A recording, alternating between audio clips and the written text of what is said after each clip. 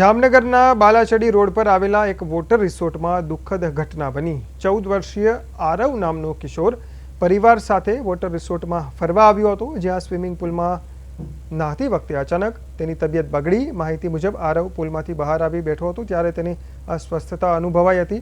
ઘટના અંગે જાણ થતાં રિસોર્ટના સ્ટાફ અને હાજર લોકોએ તાત્કાલિક તેને બહાર કાઢી 108 એમ્બ્યુલન્સ મારફતે જીજી હોસ્પિટલ સારવાર માટે ખસેડ્યો। જો કે હોસ્પિટલમાં સારવાર દરમિયાન તબીબોએ તેને મૃત જાહેર કર્યો।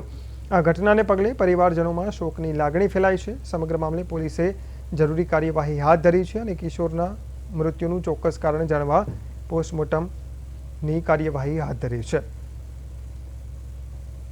खड़ा था तब वो पहले राइड कर रहे थे, तो राइड में वो आ गया बच्चा, और उसके बाद में भी 3-4 ट्यूब और आई राइड, 5-6 कस्टमर आए मतलब, और आराम से नहा रहा था और रम रहा था। बाद में उसको अचानक से कुछ श्वास की प्रॉब्लम हुई, तो उसकी फैमिली ने उसको इधर बैठा के लेटा के उसको ऐसे 2-3 बार किया। फिर बाद में हम उसको इधर लेके गए तो वो थोड़ा बहुत बोला। फिर उसके बाद हम उसको गाड़ी में बैठा के हॉस्पिटल ले जाने लगे। हॉस्पिटल जाने के बाद उन्होंने कोई ट्रीटमेंट चालू किया और वहाँ पे वो एक बार बोला था, फिर उन्होंने जामनगर रेफर कर